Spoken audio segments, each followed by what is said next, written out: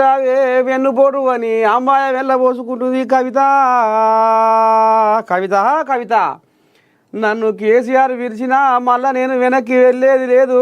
MLC కవిత అటు comments చేస్తుందట దేవుడు.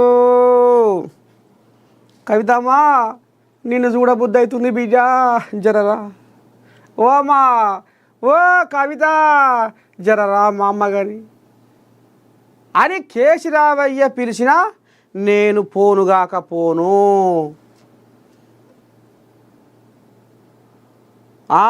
కవితమ్మ ఈ రకంగా ఆంబయ వెళ్ళబోసుకుంటుందట. ఇప్పుడు ఈమె చెప్పే ముచ్చట ఎట్లా ఉందంటే ఆమె మనసు ఇరిగిపోయిందట. ఆమె మనసు మొత్తమే ఇరిగిపోయిందట. ఇక దీని అర్థమైంది.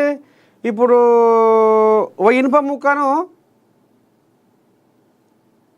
ముక్క ఇరిగిపోతే దాన్ని తీసుకుపోయి కొలివిలో పెట్టి ఎర్రగా కాక పట్టించి సమెట పోటు వేస్తే మళ్ళీ ఒకటైద్ది ఇనుము.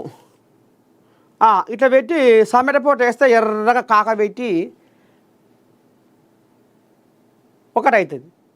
కానీ ఇప్పుడు కవితమ్మ మనసు ఇరిగిపోయిందట. ఇక అతుకు పడదాట. ఇక జన్మల అయ్యని కలవదాట. అయ్య ముఖం చూడదాట.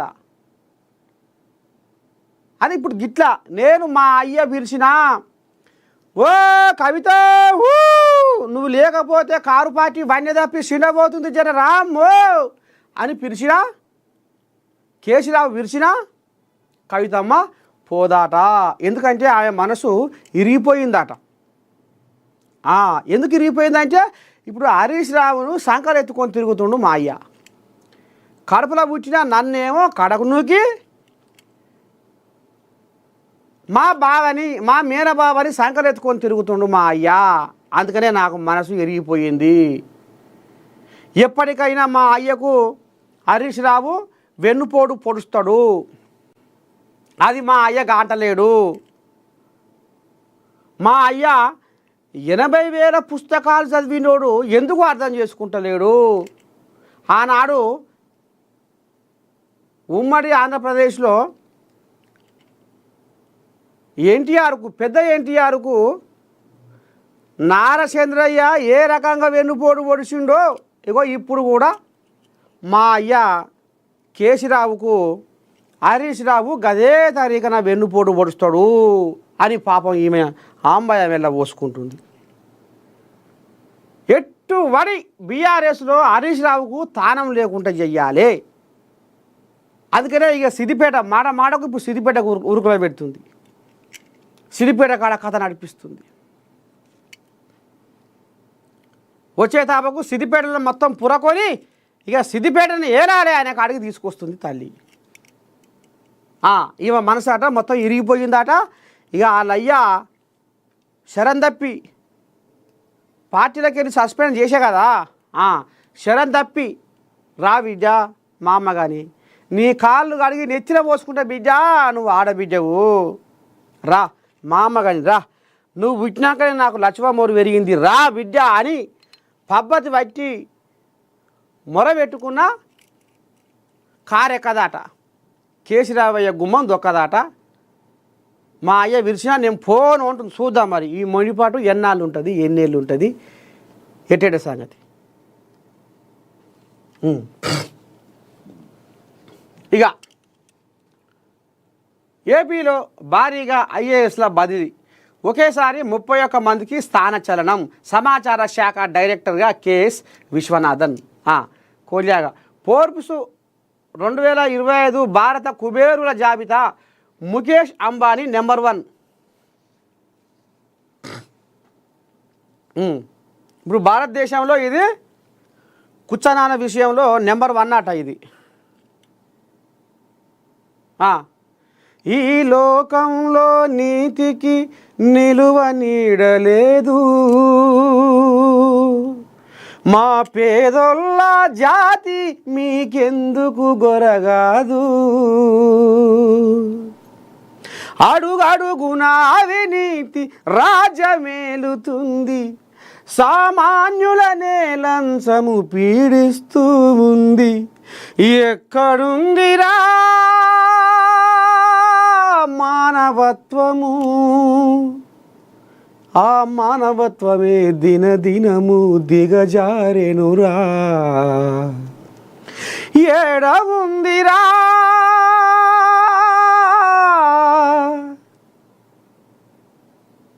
ఏడవుందిరా న్యాయము? ఆ న్యాయము చెప్పే గొంతు మూగబాయరా. రంగులేని బట్ట మాట సాగపాయరా. పేదోళ్ళ బతుకులు మారుతున్నాయా భారతదేశంలో? ధనవంతుడు కుబేరుడు అయితున్నడురా.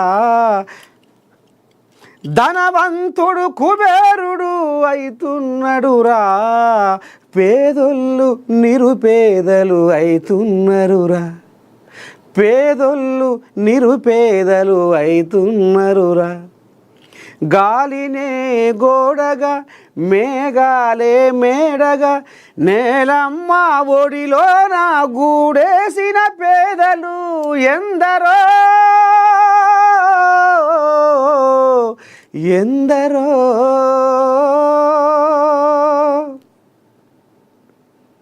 మారుతున్నాయా బతుకులు? గద్దెలెక్కి గారెడి చేసి గరీబుల దోపిడీ చేసి కోట్లు కోట్లు సంపాదించే దొంగలు ఏరే ఈ దేశంలో దోపిడీల దొరబాబులు అవుతున్నారు తప్ప పేదల బతుకులలో వెలుగులు నిండుతున్నట్టు మీకు ఏమైనా కనిపిస్తుందా? ఇప్పటికీ రెక్కలాడిన డొక్క నిండదు, ఊరు నిడవంది ఊపిరాడదు, మేఘాల వలసలాగా ఓ దేవుడా మా పేదల మెతుకులు ఎక్కడవాయి? మా బతుకులు ఆగమైపాయే అనే జీవితాలు ఇంకా కనపడుతూనే ఉన్నాయి ఈ భారతదేశంలో. ఇక ఈయన కుబేరుని గురించి మనం చెప్పుకోవాలి. కానీ దరిద్రంతో కొట్టుమిట్టాడుతున్న పేదలు నిరుపేదలు ఎంతోమంది ఉన్నారు ఇంకా భారతదేశంలో. వాళ్ళ తలరాతలు ఎప్పుడు మారుతాయి? వాళ్ళ బతుకులలో వెలుగు రేఖలు ఎప్పుడు నిండుతాయి? వాళ్ళ సంసారాలు ఎప్పుడు బాగుపడతాయి? ఎక్కడన్నా పోని కాగిత కలిసి, ఎక్కడన్నా పోని గంగల కలిసి, వీళ్ళకు మాత్రం వేలకు వేలు లక్షల కోట్లు మంచి పుణ్యాన మహిళలు తీసి తీరొక్క చేశాలి.